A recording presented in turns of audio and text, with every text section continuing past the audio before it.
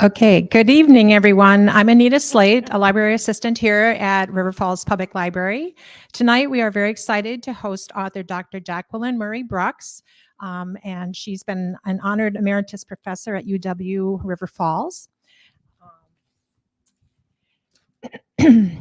She is a Professor of Economics and the founder and director of the Center for International Development at UWRF. She is the author of the college economic textbook, Economic Issues and Policy.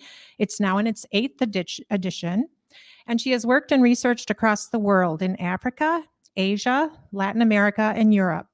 She is a lifelong Catholic social justice activist, and watch for her upcoming book, The Happiness and Unhappiness of Americans and Norwegians.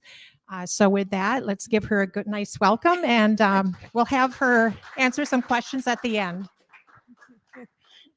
Thank you.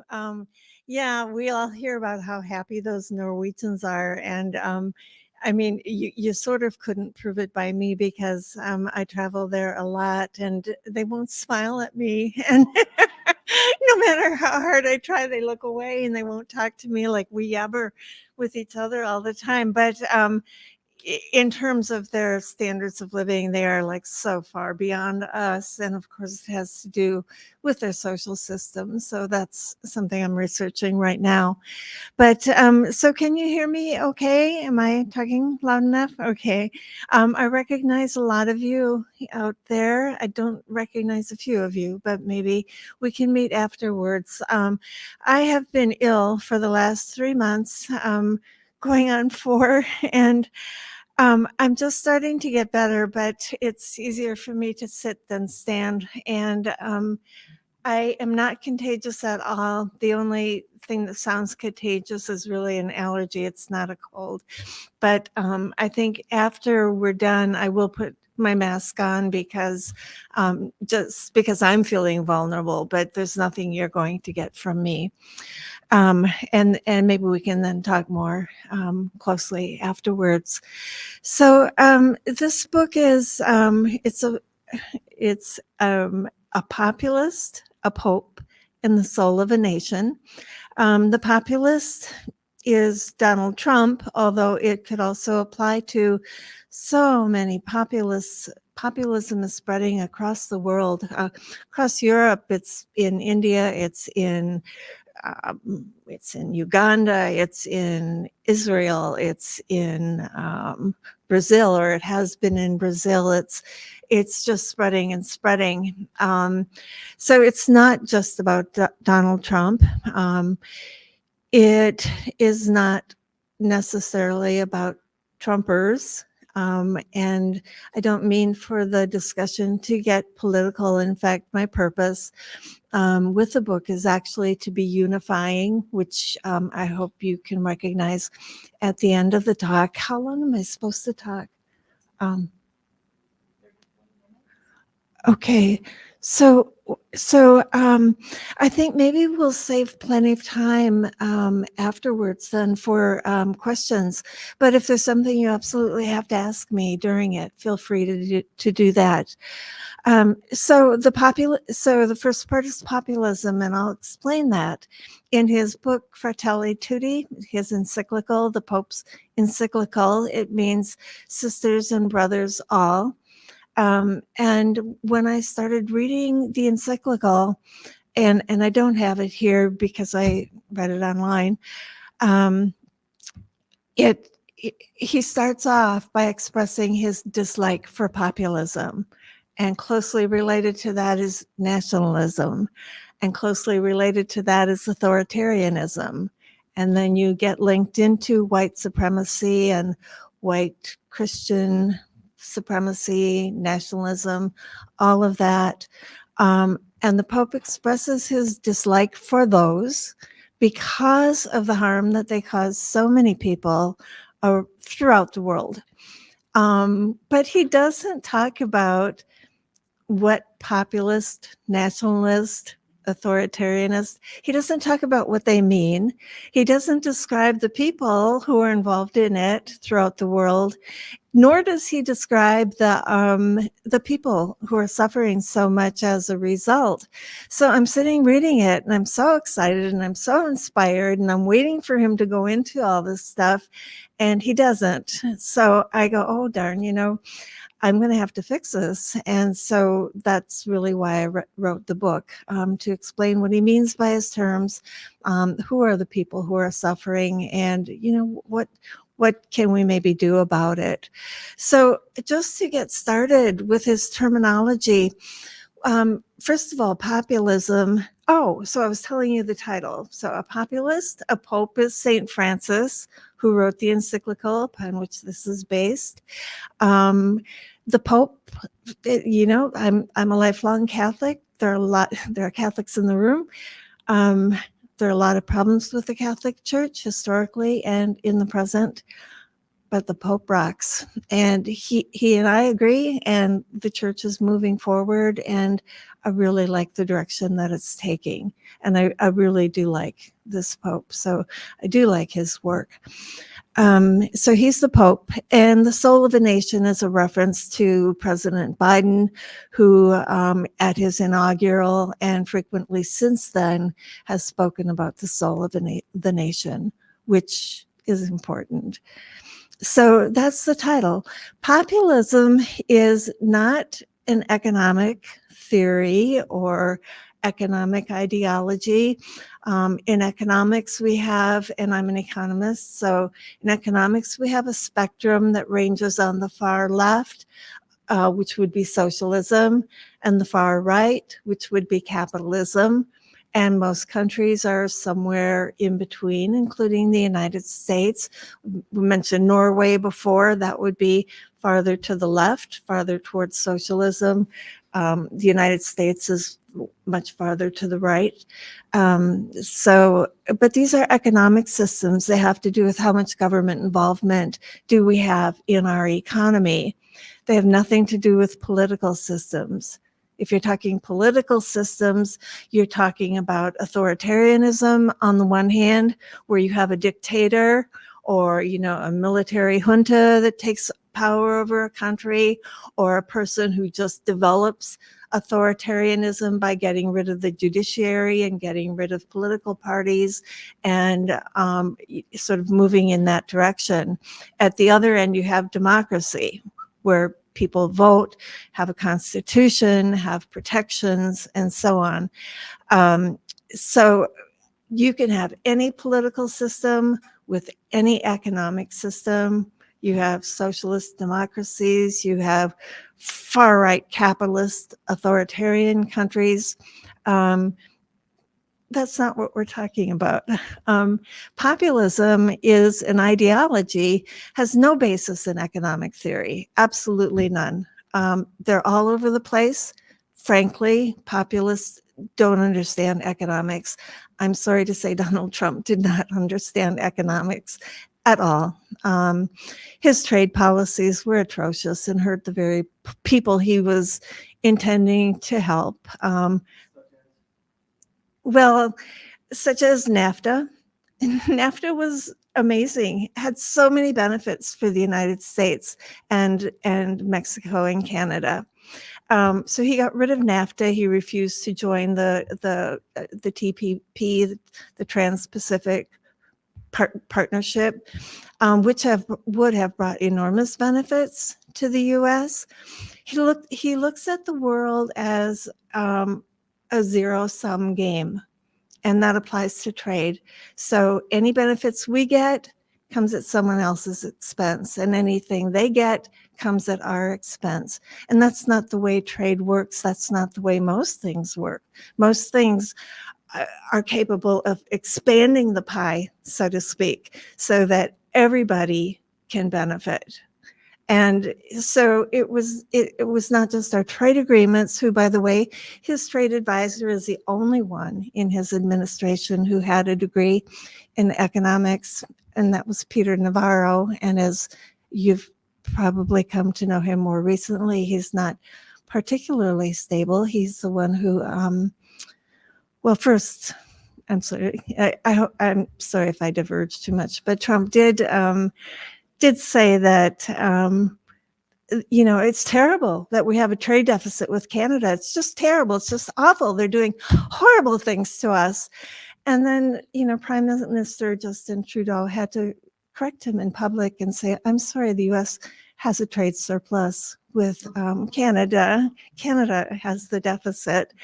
And then Peter Navarro went out and said regarding Justin Trudeau, there is a special place in hell for anybody who opposes our president, and things like that. So Peter is the only one who has an economics degree, not the Secretary of the Treasury, not his economic advisor, Larry Kudlow, Stephen Mnuchin. All these people have a bachelor's degree in some field like history or something. So his administration really did not understand economics, and he did not.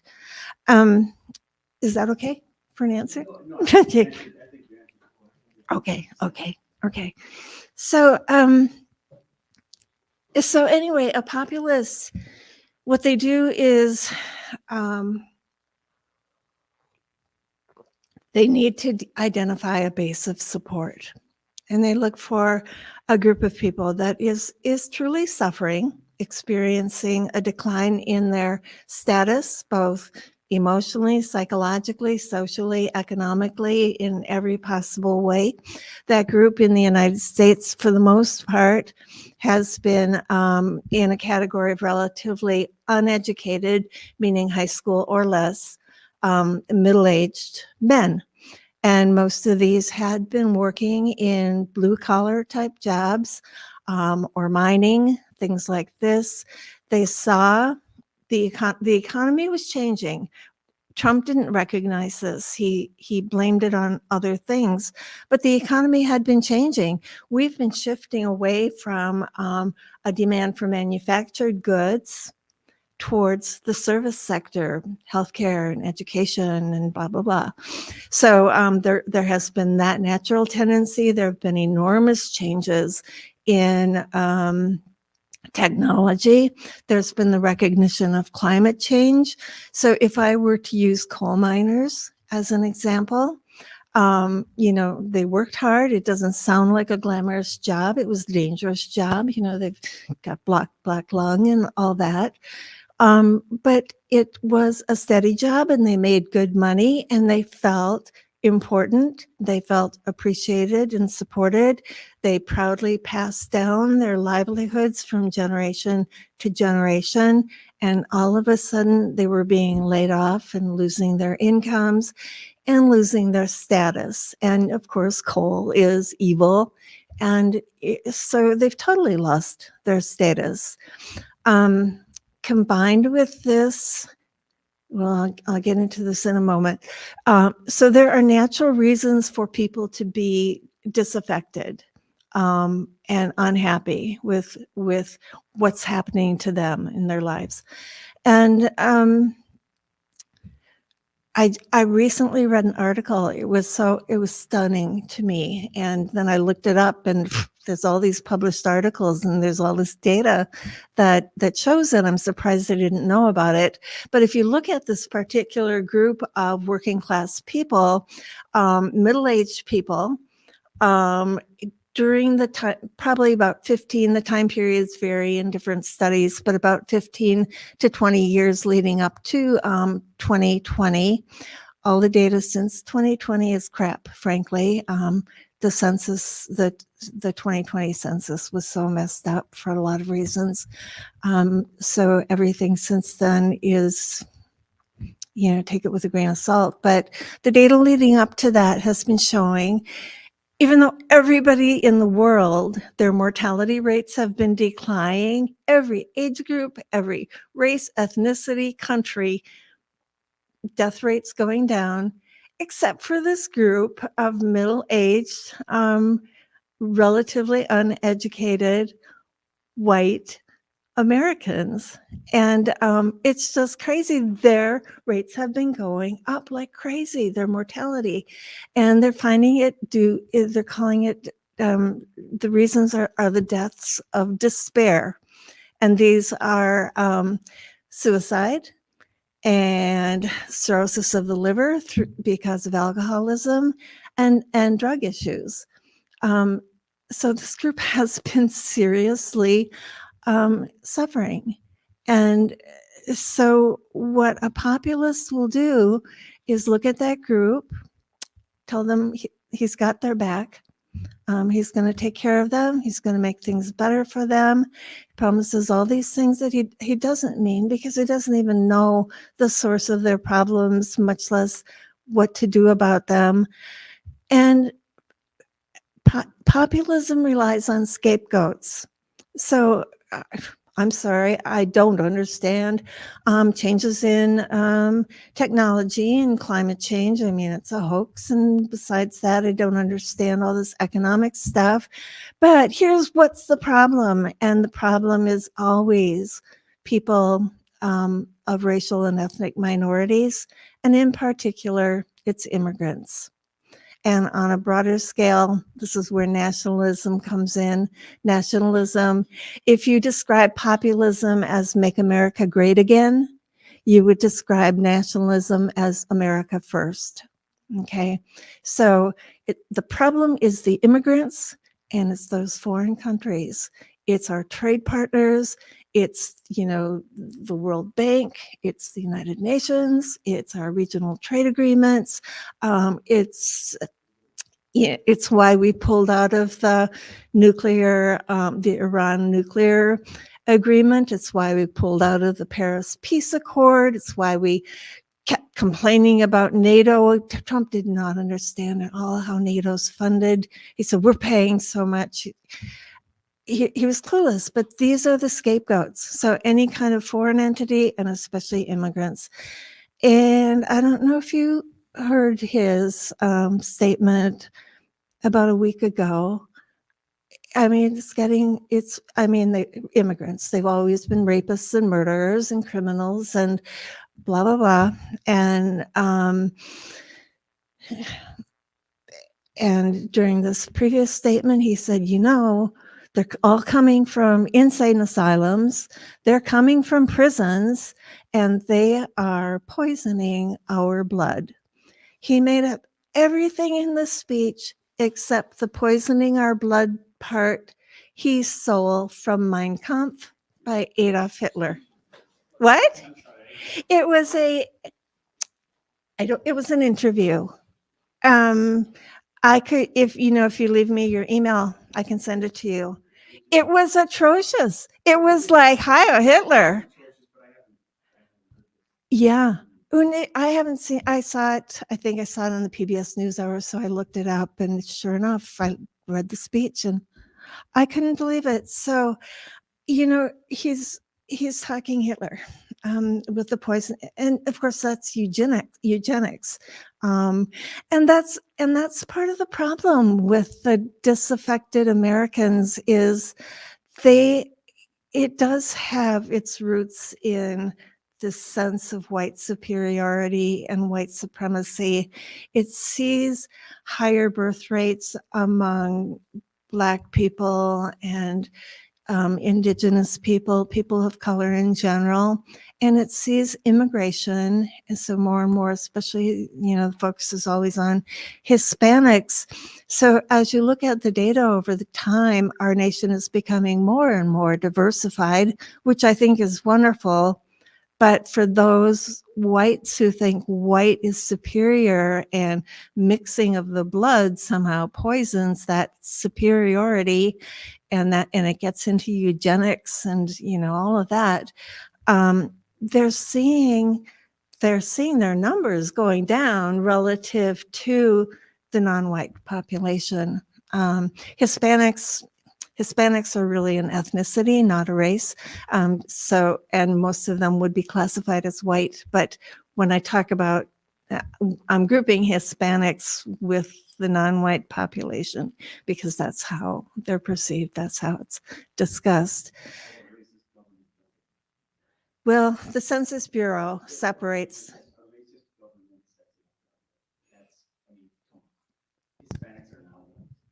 They're not white. They do not identify as white.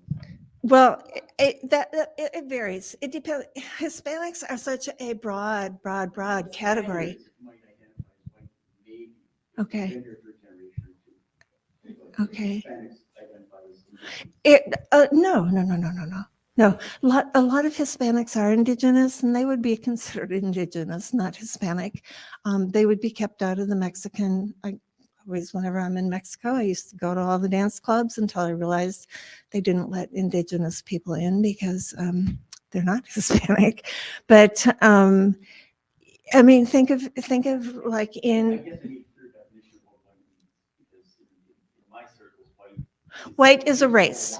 White is a race. So I don't understand race. A race is a social construct. A race is a social construct. It absolutely is. It's nothing more than It's not that. scientific.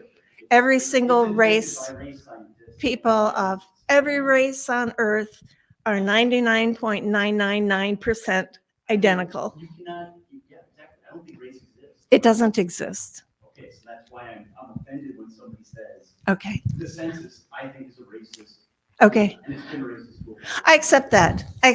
It's useful, though. It's useful to me because if I want to talk about the effects of long-term discrimination, even going back to the history of slavery and all of the repercussions, racism in this country is very, very deep, systemic, a fundamental pillar of our economy and our society.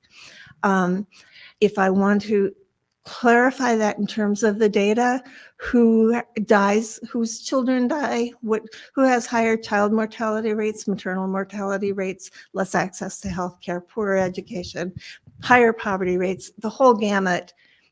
It's nice to be able to have data broken down by race and ethnicity to make your point. I'm not arguing this, but race, Yeah. it changes, it's fluid. I do. I agree with you. But people are terrified by it. The white people who fear they're becoming a minority and they're losing their jobs, and so they're blaming it on immigrants. Immigration creates jobs. Immigration, I can show you all the studies, all the data, all the theory. Immigrants cause expansion of our economy, expanded production, expanded job creation, creates jobs, does not take them away from anybody. So, all the bad things you hear, and even illegal immigrants, they have reasons why they're illegal. It has to do with our policies, which restrict their entry.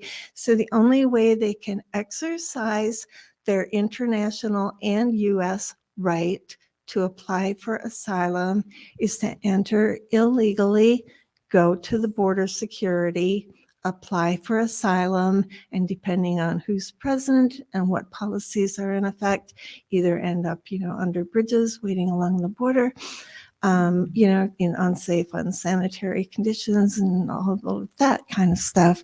The people who are the smugglers, people bringing in drugs, people who are trafficking for sex, they're coming in through legal entry points.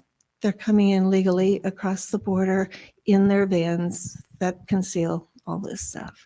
Dr. Brux. The immigrants that are, swimming across the Rio Grande and drowning and running into the barriers and dying and, making their way through horrific jungles and everything else, those people, even if they are illegal, they are not criminals. Dr. Brux, can we just change direction a little bit? We should, because I'm getting, yeah. Anyway, I don't want it to be contentious. I really want to hear more about the book and the purpose. You said Pope Francis, you realized his purpose for the book was more limited than you had hoped. His purpose wasn't limited. His purpose was profound, and I agree with it. He just did not define his terms or give examples, and we don't have compassion for the people affected unless we know who they are and how they're suffering. So maybe I should sort of move on to that. Okay. So what I did in the book is a lot of examples where the Pope also, I'm sorry to say, left women kind of out of the story. He ends the book talking about the Good Samaritan. And it's sort of the way he's been talking in public lately. See, there's only one thing that really matters, and it's the story of the Good Samaritan. So if you come across this person who's been robbed and beaten and dying, you either keep on walking, like all the religious elites and educational elites at the time, they just keep walking by. But this one person stops and takes care of that person. So it's like the question is, are you the Good Samaritan or the one who walks by? It's always depicted as men. And as I give you some examples of what we are seeing globally,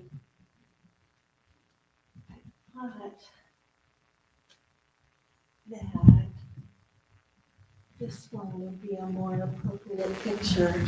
It's the Good Samaritan, because so much of the horrible stories that we're reading in the news. You have to be in front of the camera. Oh, sure. Here, and the mic. Thank you. And the, Yeah, you could go back to your table. And then you can hear You're it. not on the mic. okay. It's okay. Okay, so it's just I'm not a very good painter. I just play around, but I thought the Good Samaritan would probably be a woman coming across a pregnant woman lying along the road and would help her with her delivery and her baby and all of that kind of thing, because that's what you see keep showing up in all the stories that I'm telling throughout the book. So that's the Good Samaritan, and that's the conclusion of the book, but not the talk.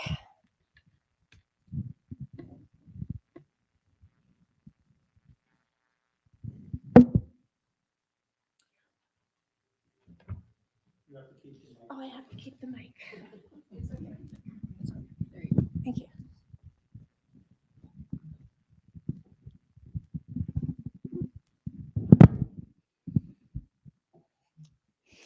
Okay, so there are a lot of stories in the book about people who are suffering. Some of these are stories you may have read about or heard about in the news. Some of them are more obscure. Are you familiar with the situation in Tigray, Ethiopia? Some of you.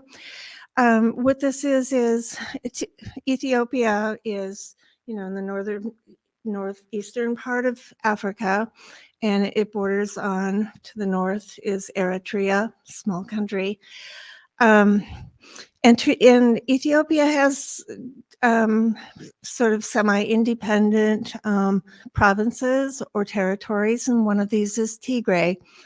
And there has been conflict, and I won't go into the details, but there has been conflict between the people of Tigray and the government of Ethiopia and the government of Eritrea.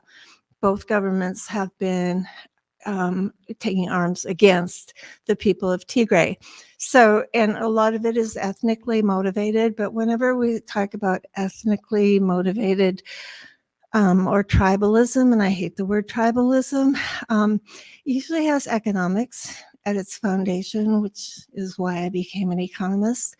But it shows itself as ethnic conflict. But so in the midst of this horrible fighting where people are just being killed and slaughtered, I read a story about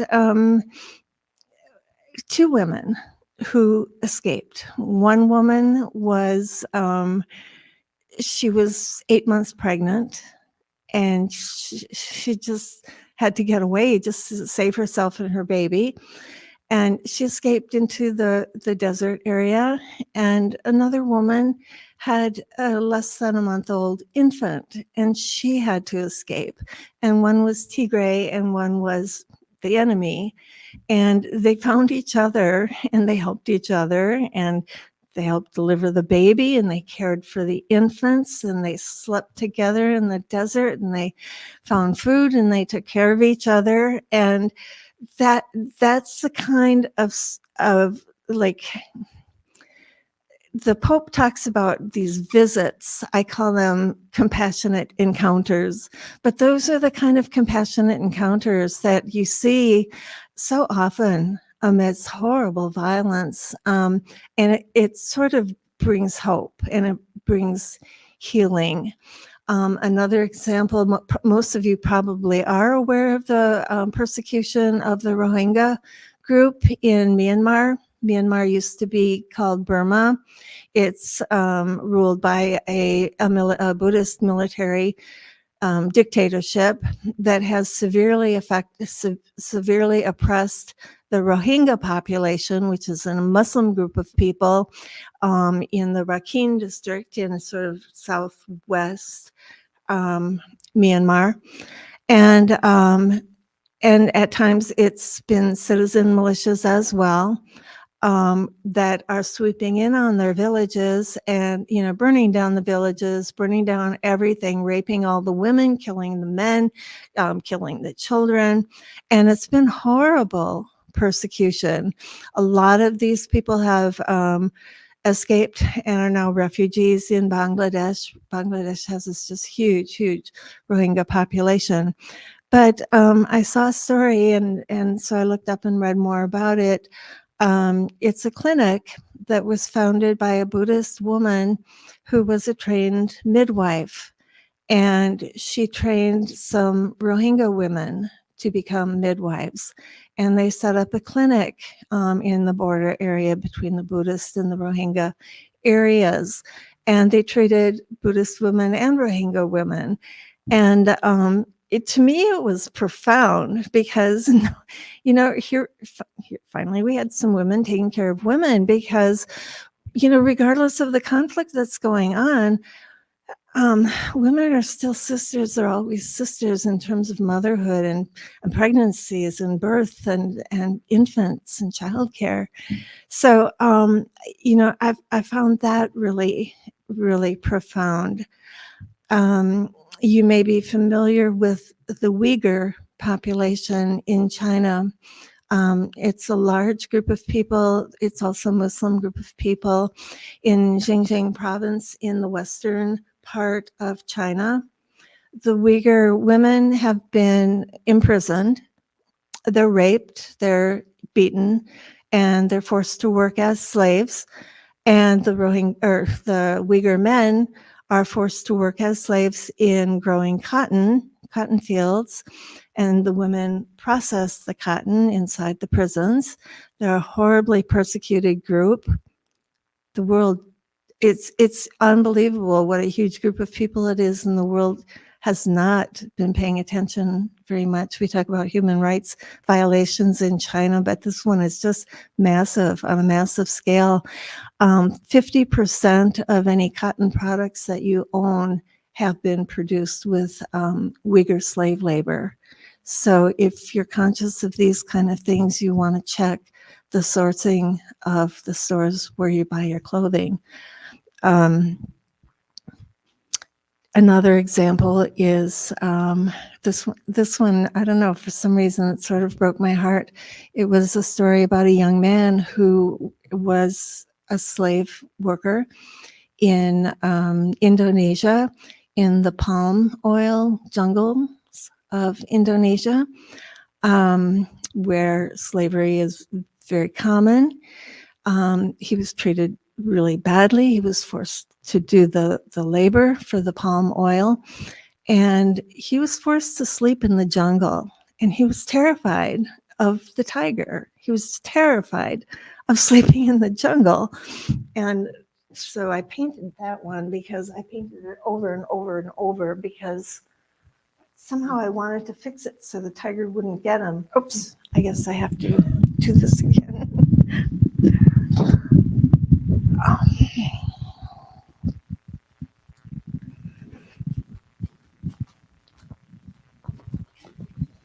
So mostly what you see is a bird, a whole bunch of birds. That's just to portray that it is indeed a jungle. But here's the tiger down at the bottom.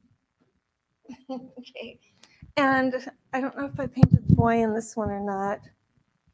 I guess in this version I don't see the boy. But I thought about him all the time because he somehow got access to a cell phone and he was holding it up trying to get coverage, and he was begging and pleading for people to come and rescue him from the tiger. And this actually became publicized, and they actually did have changes in some of the government policies and some US policies regarding the import of palm oil. If you look on a grocery shelf, almost everything has palm oil as an ingredient.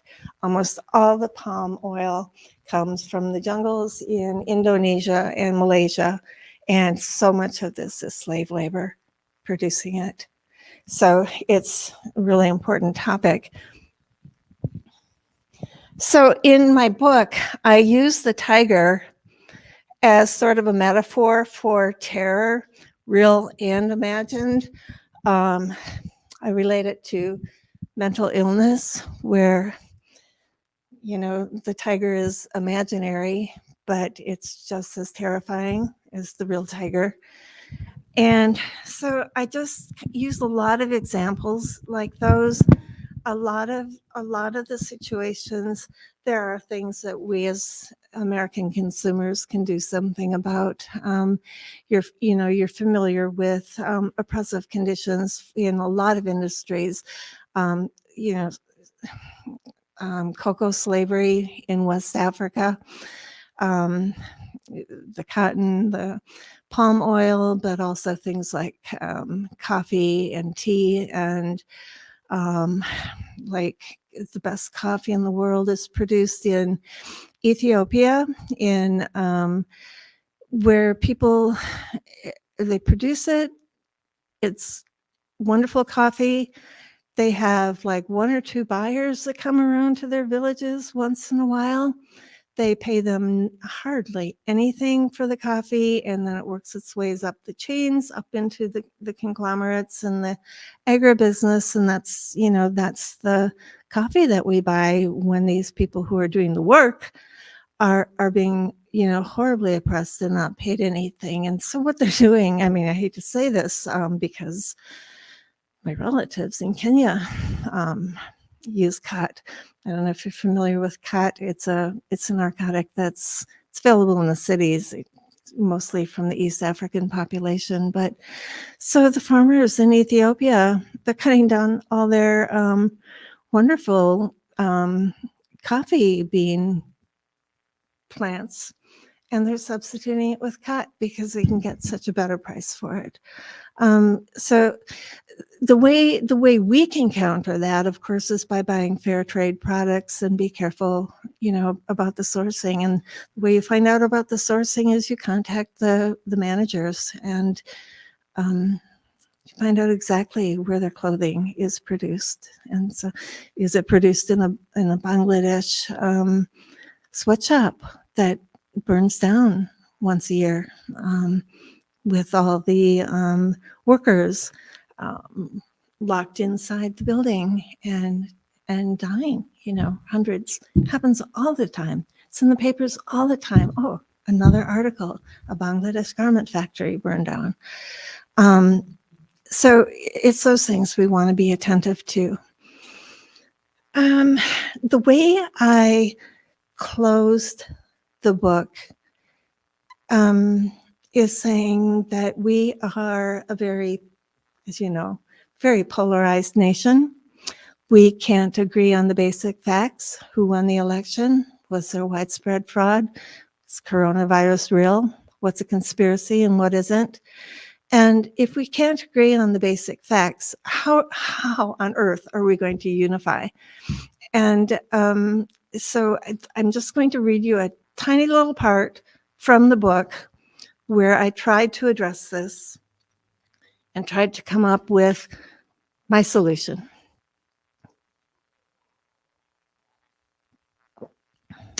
It's called, I think this is the chapter title, Where Do We Go From Here?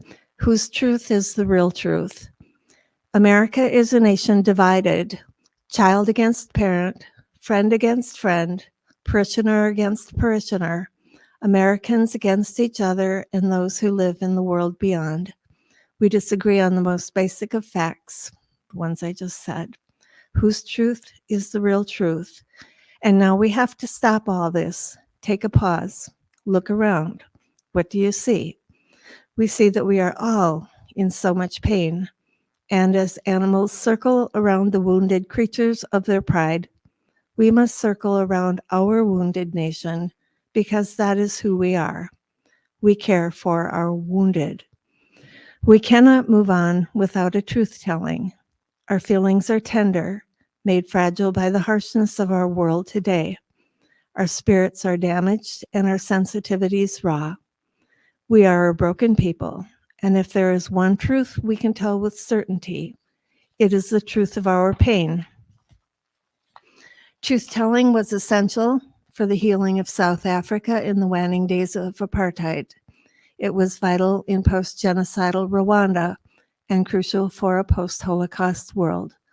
Truth-telling compels us to come to grips with America's history of genocide and slavery, its racism, its contempt for the poor, the immigrant, the person of color, and the person we think is below us. Pope Francis explains, quote, "Truth is an inseparable companion of justice and mercy. All three together are essential to building peace. So in the hope of finding justice, mercy, and peace, I will tell you of my truth," which I do in the book. I'll tell you what hurts me, "if you will tell me yours. What is the truth of your pain? Do you work without joy, care for children without means, and make no headway despite your back-breaking labor? Are you lonely in a culture that abandoned you in your homelessness, your mental illness, or your nursing home, or maybe just your living room or your bottle of wine? Are you frightened, overwhelmed, traumatized, and pushed out of the way to make room for the privileged? Is each day another kick in the face and a gut punch to the stomach? Are you shamed for your ignorance, ignored by the better off, and forgotten by your chosen leader? Or are you one who is privileged, yet misunderstood, unloved, presumed to be snobbish, and hurt by those whose words are cruel? There are a million types of pains and a million people suffering. Humanity bears a terrible burden of hurt. But rather than turning our hurt to hate, we can acknowledge our pain and the pain of others. Then we can engage in compassionate encounters to try to heal that pain. So what I'm envisioning is, it hasn't taken off yet because I've been sick and I haven't taken it off yet, but I'm envisioning group discussions, church book discussions, things like this, where we tell the truth of our own pain, because we can argue all day and all night over who won the election. And, there are two sets of facts. People believe two different sets of facts, but nobody can dispute we're telling the truth about our own pain. That's indisputable. And I think that's how we create empathy with each other and compassion. And I think maybe that's how we heal our broken society. And I think things are getting worse, not better. I think they're getting steadily worse. So what questions do you have, or what? All right. Are you ready for some I questions? am. Okay. Does anybody have any questions? If you don't, I always do. I'm actually reading a book right now called Agents of Grace and how to bridge divides. And I guess I want to ask, a lot of the people that are marginalized are usually women, children, poor. How do we overcome this? I know, I guess personally, which I don't usually share this, but I was taught to love all people, to go out and love all people, regardless of whether you agree with them or not. I don't know. How do you feel about any of that stuff? I have been reading for a different project. I've been reading about poverty among women in the United States, and study after study, report after report, global ones, domestic ones, this group and that group, And politicians and people who are working with the poor, they're all using the same word. The word that keeps coming up is contempt. There is enormous contempt for women, and especially poor women in our society. And you see that when you look at all the efforts to cut all these programs we had during COVID, because now those lazy women, can get off their butts and go out and get a job like everybody else, never mind that they have children, including infants, and they can't afford childcare. And, we don't have government-funded preschool. And their kids are sick, or they're sick, or they're pregnant, or they had a baby. And, I'm sorry, but we're taking everything away that they need to work or even to care for their families. And what would motivate that other than contempt? I can't think of anything else. Any other questions? Yeah. Just to piggyback up. I can only go this far. Didn't Bill Clinton aid for mothers with dependent children? Didn't he X that program? He threw that out. He replaced it with TANF, transitional and I can't. Nobody heard of TANF, right? Nobody heard of TANF. He replaced it with TANF, which is a work-based program, which is abominable. It's abominable. There were problems with AFDC, but the TANF presumes that you can work and you should. But there are no ways to assist women with the needs that they have to work. Yeah, but Bill Clinton had this aura of being a president of the people. And then he really comes across as really a Democrat in Republican clothing. So I just... He did. I've held this and a few other things against him for a long time. His phrase was he was going to end welfare as we know it and replace it with work. And you can't replace it with work. One, if there are not enough jobs, but two, if you don't also provide, the child care and the transportation and the maternity leave and all of the things that we don't have, but like Norway, for example, does. Right. Okay. Yeah, that's a good question. Yeah, Democrats, and it goes back to Reagan when he talked about welfare queens and welfare cheats. And I'm sorry, but it's been continuing through every presidency since then in one form or another. It's some form of masked contempt. I'm trying to find my tongue, but I got two questions. Okay, it's okay. Forgive me, I'm naturally a contrarian. That's okay. Would you not say Bernie Sanders was a populist? He is a populist in a different sense. But he's a populist. He is a populist and he makes some populist mistakes. And I would like to have a little talk with him and fix his mistakes because I agree with a lot of what Did you he... say Obama ran as a populist? Obama, I have contentions with. In some ways he did. For the most part, he did not, but he had his... Pardon me? Hope and change? That's a populist message. It's a populist message. I don't want to get in too deep because as an economist, I know what policies affect who and how and so on. And populists will often take a position that sounds good and sounds like it's going to help the right people, but it doesn't. Yeah. Understood. I would describe that as populism. I'm not government at all. I'm more libertarian. You lean more where? More libertarian. Whoops. Whoops. I'm not among you. Okay, when my Norway book comes out, we'll talk. Well, Austrian economics is what I study. Okay. So that's the school Okay. that I study. And, but my other question would be: is to flip the coin, is not Trump the ultimate scapegoat? No. I would not put it that way. No, I'm just. I'm saying. That is the definition of a scapegoat. I didn't vote for him. But he put himself there.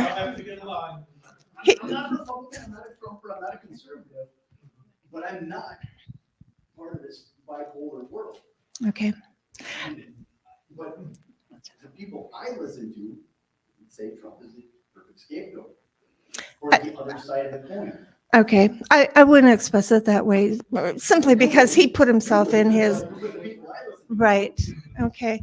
I personally, to counter your libertarianism, I personally believe much more in the Nordic model, the Norwegian and Scandinavian model of government than I do of ours in terms of economics, in terms of leaning more socialist.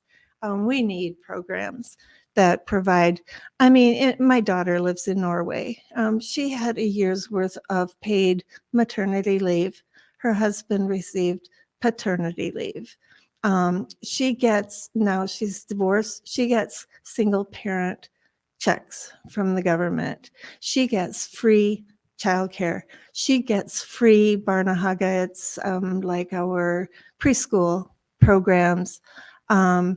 Their education is free right up through college, right up through her PhD. Those are the things we need to do to take care of people. And it's not going to happen without the government doing it. And I'm sorry, I don't worry about budget deficits. I don't worry about the national debt. No economists do. And if we are concerned, they are not concerned about it, you do not find economists concerned about those things. No, you don't. Crazy ones, Wall Street Journal ones, you can find some, but they've become a conspiracy paper. I know Thomas Sowell. Okay. But anyway, that is my personal opinion. And if you are worried about budget deficits, then you turn things around like the 2017 tax bill, which gave everything away to the rich and the corporations and nothing to the rest of us. We have the most unequal income distribution in the Western industrialized world. The most unequal. We're the richest nation with the highest poverty rate, and our poor are deadly poor. The average person in the poorest 20% of the US population makes half what the average person in the poorest 20% of the Norwegian population makes. So our poor are desperately poor and desperately without services, and it makes a difference. Abortion has entered the debate. That is a polarizing issue. Abortion rates in Norway are way below they are in the US. Why? Because they take care of women. They provide them with childcare and maternity leave and all those things. If we want to reduce abortion rates, that's what we do. We don't put people in jail. We give them the support they need. Okay, we have another question here. Well, it's more of a comment. I think I listen to a lot of discourse from different people, and I feel like we get mired in the politics and what's going on with that, instead of looking at how we can, on a grassroots level, work, how we can connect with our elected representatives. And I think it's not going to change if we don't, as regular people, do kind of what your book says and other people say. It's compassionate interactions with people. And that's the only way it's going to change, because we could argue all day on any side of the political spectrum about what's wrong and who's wrong, and that doesn't change a thing. It doesn't. And I agree with you. I think you're absolutely right. I am an advocate for citizen participation and voting and all of that. It's really difficult in amidst gerrymandering and all the things that manipulate our political system, the fact that it's not really a democracy when you don't have one person, one vote, but you have $1, one vote, because the more dollars you have, the more lobbying influence you have, the more campaign influence you have. So I do believe in citizen participation, but I'm also, really frustrated. Our local group Grow is really trying to. They are. Our local Trying groups are to- awesome. enable that dialogue. That's Ye- really one of their big goals. Yes, it is. And I'm on the, I receive information from all these different organizations. So if people do want to know more about local organizations, I can let them know. I'm glad you brought that up. I was also going to say that, a lot of people think that you do have to travel the world to help people. Well, there are people right here in our neighborhoods. Absolutely. Just help who you can here. If you don't have the money to travel, just look around you. They're here too. So I don't know. I know we're running out of time and I would love to take more questions, but we could go all night. So thank you so much for joining us Yeah. tonight. Thank you for all the great comments online and in person, although I don't know that we have time for those. So continued best wishes on your Thank next you. book and this Thank you. book. Keep painting. Yeah. For more info on any of your activities, her activities, go to www.jacqueline.m.brux@uwrf.com. .edu. .edu. Oh, I'm sorry. I did Okay. that wrong. edu, not com. And for more details on our future events at River Falls here, Public Library, go to www.riverfallspubliclibrary.org and click on library events. Your support means a lot, and we hope you have a great rest of your evening. And may I just say Yeah. one more thing? I do have books here for sale if you're interested. I do have business cards that list where you can order it if you want to. It also has my email address on if you want to contact me for any reason whatsoever. I do want to just really quickly tell you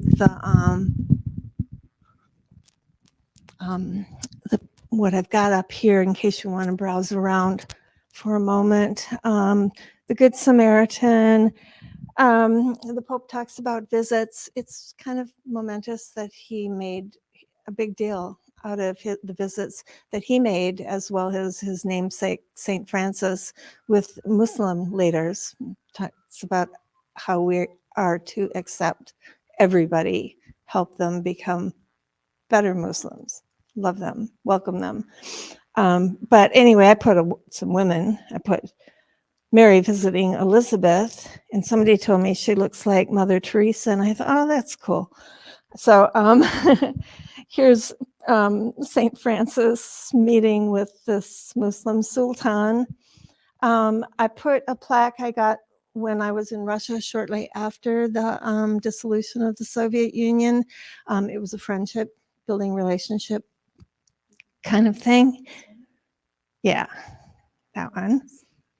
And I've got a few books here. One is about child labor. It's got beautiful pictures because they're children, but they're in horrific conditions. If you want to look at that, I am Malala Yousafzai, who was the woman in Pakistan who was killed by the Taliban. Dear World. Oh yeah, she was shot. Oh, did I say killed? No, she's very active. She's very, very active promoting education for women. This is Bana Alabad. She was a little girl in Syria amidst the bombings. She tells what it's like to live in a basement while your houses are being bombed. I got to explain those. These are women painting, sweeping. Now my husband's going to laugh because the only housework I do is sweep. No, dust. I dust and I sweep. I haven't swept in ages, but when I do, if I get up in the morning and sweep, I picture myself one with the women of the world, because everywhere I've been, women are sweeping, whether it's a mud hut or whether it's, the Kremlin Square in Russia or wherever it's been, women are sweeping. So I did allude to women sweeping in the book, so I brought those along. So you're welcome to look at those things. And since I was required to get rid of all the mess, I have to find any handouts that I have and the business cards. But so you're welcome to browse around here or talk with me afterwards. I'm going to put on my mask, like I said before, but I'm not contagious. Okay. All right. Thank you so much.